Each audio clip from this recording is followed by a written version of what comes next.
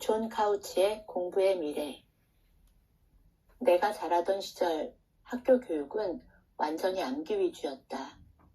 우리가 하는 공부는 우리와 관련이 있거나 창의성을 발휘하거나 협력이 필요하거나 도전의식을 북돋우는 게 아니었다. 탐구는 예상으로, 협력은 경쟁으로, 발견은 암기로 대체되었다. 이 교육 게임에서 내가 선택한 캐릭터는 암기자였다. 그런 식으로 성장한 내가 대학교 3학년 선택한 물리학 수업이 갑자기 나의 게임 방식을 바꾸어 놓았다. 진공 상태에서 팽이가 어떻게 움직이는지 설명하시오 라는 문제였다. 그 시험 문제가 내 인생을 바꾸어 놓았다. 그리고 평생 동안 내가 갈 길을 외우려고 하는 건 아무 소용이 없으리란 사실을 깨달았다. 교육은 암기가 아니라 생각하는 법을 배우는 것이며 한 권의 책을 읽는다고 해서 생각하는 법을 터득할 수 있는 건 아니었다. 당시 컴퓨터의 매력에 빠진 나는 1960년대 컴퓨터 공학 학위를 주는 대학을 찾기 시작했고 캘리포니아 버클리 캠퍼스에서 석사와 박사 학위를 받았다. 1978년 여름 애플이라는 들어본 적 없는 신생 기업의 창업자 잡스를 만난 것이 내 인생을 바꾸고 나를 상상도 못할 곳으로 데려가게 될 것이라고는 꿈에도 몰랐다. 그는 개인용 컴퓨터가 우리의 지적 능력을 증폭시킬 수 있을 것이라고 보았다. 기술이 인류가 이미 도달한 곳으로 더 빠르게 효율적으로 우리를 데려갈 뿐더러 그 너머를 발견하고 새로 만들어내서 예전에 없던 혁신을 이루게 해줄 수 있을 것이라고 그는 믿었다. 디지털 네이티브란 말은 2001년 미래학자 마크 프랜스키의 논문에서 처음 쓰여졌다. 어른들은 흔히 현대 기술을 도구라 여기지만 디지털 네이티브들은 그냥 자신이 살아가는 환경의 일부라고 여긴다. 오늘날 우리는 기술 혁신이 빠르게 일어난 세상에서 살고 있다. 창의성 넘치고 최신 기술로 무장한 전 세계의 선구자들은 현 상황을 무너뜨리고 비효율적인 설계를 수정해서 시대에 뒤진 시스템을 업그레이드하고 전체 산업을 재편했다. 단 하나, 교육은 제외하고 말이다. 기술이 변하고 가족이 변하고 아이들이 변하고 우리의 기대도 변했다. 새로운 세대의 학생들은 그들의 요구에 따라 부모 세대와는 완전히 다른 세계에 깊이 빠져든다. 유일한 해결책은 이런 아이들과 함께 배우고 적응하고 변화하는 것이다. 교육 시스템 일부를 보수하는 방식과 시스템 전체를 교체하는 방식, 그 두 가지가 모두 필요하지만 정말로 필요한 일은 교육의 회로를 새로 바꾸는 일이다. 새로운 개념의 독특하고 흥미로운 방식으로 즐겁게 배우는 학생들로 가득 찬 교실을 잠시 상상해보자. 이 교실의 모든 학생은 각자의 방식으로 각자의 속도로 학습한다. 교사는 표준화된 교과 과정을 가르치는 대신 학생 각자가 동일한 주제를 다른 분야로 혹은 다른 속도로 공부하게 한다. 아마도 사람들은 그게 이상적이죠. 하지만 희망사항일 뿐이에요. 라고 생각할지 모른다. 그러나 원래 1800년대 초의 교육은 이런 것이었다. 그러나 교육 역사의 흐름을 바꾼 것은 전쟁이나 불황, 암살이 아니라 프레드릭 테일러라는 한 사람이 품은 생각이었다. 1911년 출간된 테일러의 책은 가장 영향력 있는 경영 지침서가 되었고 효율성과 생산성의 극대화의 열의를 가진 테일러의 생각은 미국 전역을 휩쓸었다. 테일러 주의에 따라 생산성과 생산량을 극대화하려면 똑똑해지는 건 경영자의 일이었고 노동자는 자기가 맡은 과업만 정확히 해내면 되었다. 테일러 주의자들은 정규 교육의 목적이 평균의 학생을 위한 표준 교육을 제공하는 것이어야 한다고 주장했다. 학생들은 각자의 능력과 무관하게 똑같은 내용을 똑같은 방식과 똑같은 속도로 배웠다.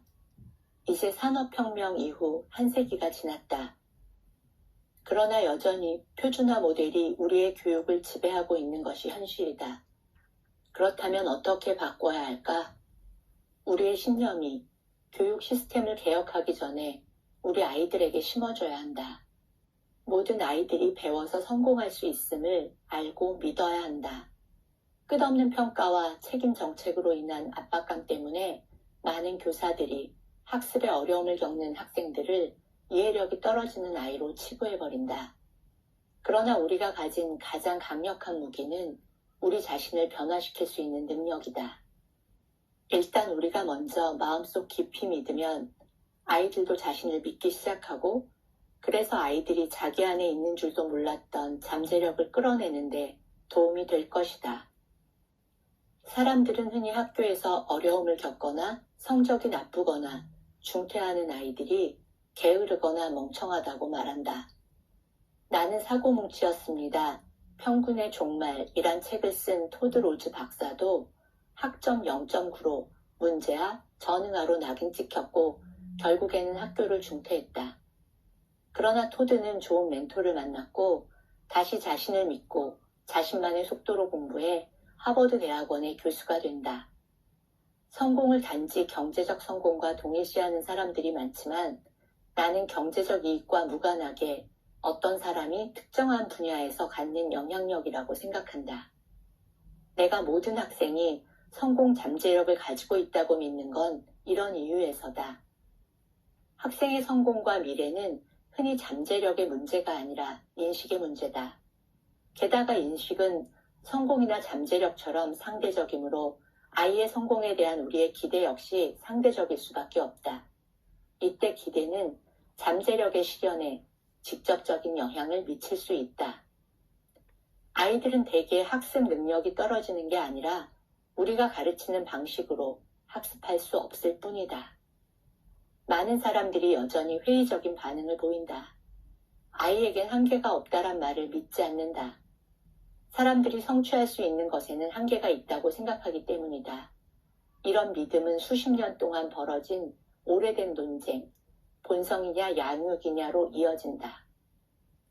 19세기 후반 프랜시스 콜턴의 우생학에 따른 그릇된 발상과 실천은 인간의 유전자 품질 개선을 목표로 했고, 이에 자극받은 아돌프 히틀러의 유대인 말살 시도와 세계대전으로 이어졌다. 이렇게 본성과 양육 논쟁은 수십 년 동안 교육 이론을 지배해왔다.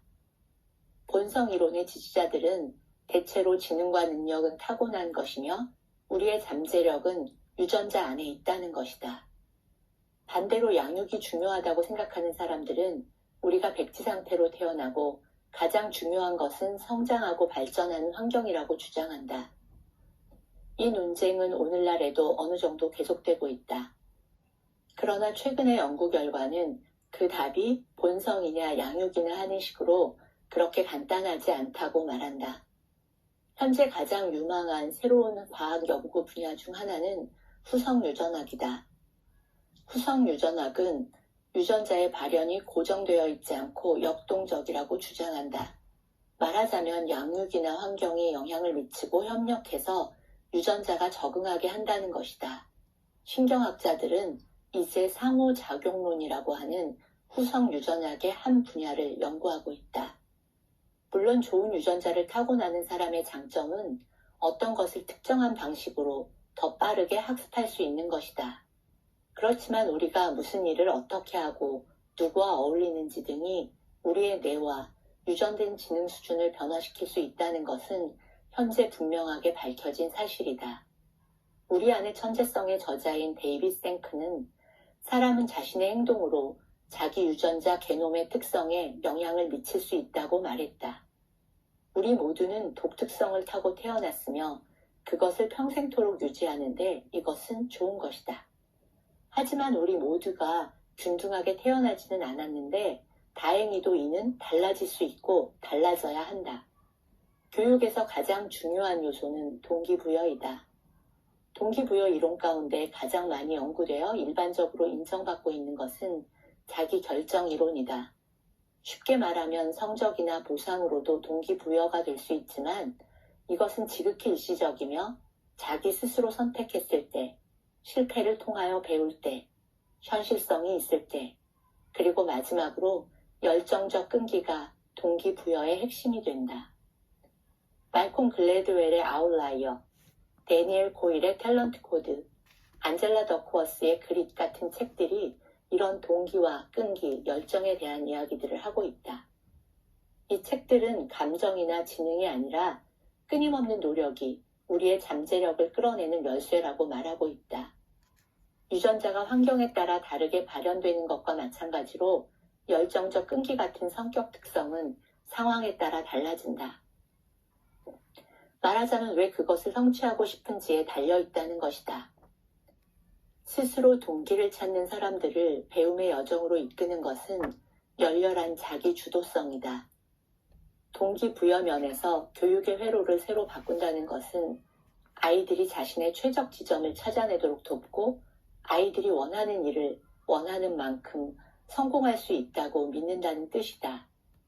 이는 더 많은 자신감, 열정적 끈기, 자기 주도성, 그리고 궁극적으로는 더 나은 학습으로 이어진다.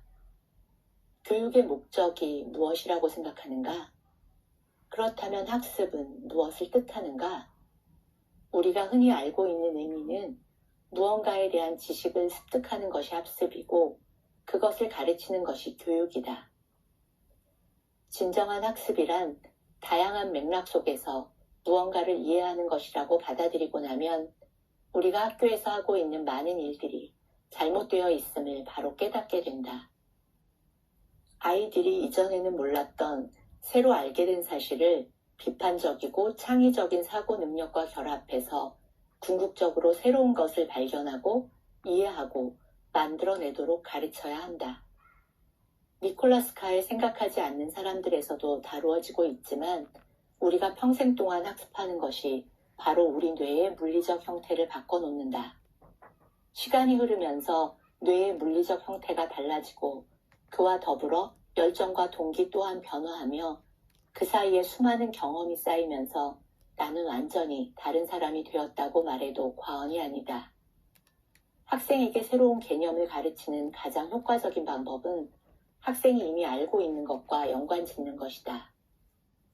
디지털 네이티브들은 참여하고 어울리고 공유하고 자기의 삶과 관련이 있는 것을 만들어내려는 욕구를 가지고 있다. 교육의 회로를 바꾼다는 것은 일대 다수의 교수법 같은 전통 방식을 버린다는 뜻이 아니다. 전통 방식을 학생들이 참여하게 하기 위한 방법으로 이용한다는 뜻이다. 디지털 네이티브들은 이미 페이스북, 유튜브, 스냅챗 같은 SNS, 위키피디아와 레딧 같이 대중이 참여하고 해결책을 얻는 클라우드 소싱 사이트, 애플의 아이워크나 구글 독스 같은 공유 문서 편집기, 월드 오브 워크래프트 같이 여럿이 동시에 참여할 수 있는 온라인 게임에 이미 열광하고 있다. 교육에서 학생들은 대본이 있는 프로그램을 위한 배우로만 준비된 채 현실 세계에 내던져지고 있다. 현재 교육에 필요한 건 약간의 리얼리티다. 학교에 다니고 있는 디지털 네이티브들에게 우리는 너무 아날로그식으로 가르치고 있다. 댈러스 교회의 코펠 고등학교 과학교사인 조디 다인해머는 도전 기반 학습법을 창안했다. 물론 프로젝트 기반 학습이라는 모델이 있다. 이 모델에서 교사는 교과 수업을 학생 주도의 프로젝트로 바꿔놓는다. 프로젝트 기반 학습의 경우 학생들은 배정받은 프로젝트를 스스로 실행하며 배운다. 반면 도전 기반 학습의 경우 학생들은 협력해서 스스로 도전을 만들어내도록 격려받는다. 그들은 모든 프로젝트의 선정부터 리서치, 발표, 결과 검토와 재실행의 해프닝까지 모두 스스로 책임지고 실행하게 된다. 도전 기반 학습은 아이들이 단순한 컨텐츠 소비자에서 벗어나 컨텐츠 생산자, 창작자가 되는 것을 목표로 한다. 2014년 10월 어느 날 저녁 캘리포니아주 코첼라밸리의 한 외딴 지역에서 어떤 일이 시작되었다. 스쿨버스가 마지막 학생을 내려주고 돌아간 곳은 학교가 아니라 가장 가난한 지역이었다. 이 버스는 이동하는 핫스팟이 미국에서 가장 가난한 지역 가운데 하나인 코첼라밸리의 학생들은 수천 대의 아이패드를 제공받았고 이 버스를 통해 난생 처음 인터넷에 접속하게 될 참이었다. 로스앤젤레스주 최고의 교사로 선정된 적이 있던 애덤스는 교육감이 되어 미국에서 가장 가난한 지역의 하나로 손꼽히는 코첼라밸리의 학교를 대대적으로 개혁하기 위해 이곳으로 왔다. 이곳은 빈곤율이 94%로 부모 가운데 소수가 자동차를 보유하고 집을 소유한 경우는 훨씬 더 적었다. 대중교통은 말할 것도 없고 인터넷은 상상도 할 수 없는 사치품이었다. 무슨 일이든 접근할 수가 없으면 성공할 기회가 드문 법이죠. 애덤스는 이렇게 말했다. 그 결과는 어땠을까? 1년이 안 돼서 출석률이 뛰어올랐고 학생들의 동기부여와 참여도가 높아졌다. 졸업률은 70%에서 80%로 뛰었다. 이런 이야기는 특히 디지털 시대, 교육 평등의 꿈을 펼치는 데 도움이 된다. 나는 이 원칙을 21세기의 학습법 ABC라고 부르는데 접근성, 제작, 코딩을 말한다. 접근성이란 뛰어난 교사, 훌륭한 학교, 혁신적인 기술 등에 대한 접근성을 뜻하지만 무엇보다 빠르고 믿을 만한 인터넷의 접근성을 뜻한다. 물론 기술은 만병통치약이 아니다. 기술을 제대로 된 방식으로 이용하는 훈련을 받지 못하면 교사는 결국 기술의 변화보다는 효율성을 위한 수단으로만 이용하게 된다. 교육의 회로를 새로 바꾼다는 맥락에서 학생들에게 접근권과 기회를 제공해야 한다는 이야기를 할 때 나는 많은 시간을 들여 기술과 관련된 것에 대해 논의한다. 하지만 기술은 아주 복잡한 퍼즐의 한 조각에 지나지 않는다. 그래서 학생들이 기술 이외의 다른 필요한 것에도 접근할 수 있게 하는 방법을 찾고 있다. 프리실라 첸이라는 이름이 낯설지 모른다. 첸은 자신이 가장 큰 열정을 품은 두 분야인 교육과 의료의 경계를 넘나들면서 아이들에게 강력한 영향력을 미치고 있다. 2007년 하버드 대학에서 생물학을 전공했던 첸은 빈곤, 범죄, 깽단에 시달리는 인근 지역 저소득층 학생들에게 멘토로 활동하기 시작했다. 2012년에는 소아과 의사의 학위를 취득했고 같은 해 페이스북 CEO 마크 저커버그와 결혼했다. 첸의 영향으로 저커버그 역시 모든 학생이 고품질의 교육에 접근할 수 있도록 돕는 비영리 기금 조성 재단인 스타트업 에듀케이션을 공동 설립했다. 2014년에는 샌프란시스코 학생들에게 1억 2천만 달러를 기부했고 2015년 첫 딸 맥스가 태어나자 페이스북 지분의 99%를 의료 및 교육 자선단체에 기부하겠다고 공식 발표했다. 첸은 기부에 만족하지 않고 2016년 8월 모든 의료 서비스가 동반된 극빈자를 위한 무료 사립학교를 열었다. 첸은 분명히 교육의 회로를 새로 바꾸는 데서 가장 중요한 교훈을 받아들이고 있다. 교육에서는 학업만이 아니라 의료, 심리, 기술 등 다양한 자원을 융합하는 방법을 찾아야 한다는 교훈 말이다. AI 시대를 맞아 교사 역시 기술에 대한 두려움을 갖는다. 미국에서 일자리를 가장 위협하는 것은 이민자가 아니라 혁신이다.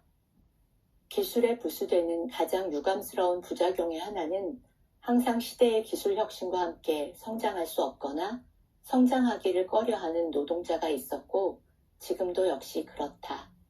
그러나 훌륭한 교사의 가르침은 기술로 대체할 수 없다. 기술이 교실에서 할 수 있는 일은 훌륭한 교사의 가르침을 보완하는 일뿐이다. 제 아무리 훌륭한 인공지능이라 할지라도 훌륭한 교사가 지닌 단 한 가지, 바로 심장은 갖지 못할 것이기 때문이다. 분명 미래의 기술이 교육과 학생들을 변화시킬 잠재력을 가지고 있지만 그 잠재력을 끌어내는 것은 훌륭한 교사다. 그렇다면 교사도 아니고 부자도 아닌 우리가 해야 할 일은 무엇인가? 마하트마 간디의 말대로 세상의 변화를 보고 싶으면 스스로 변화해야 한다.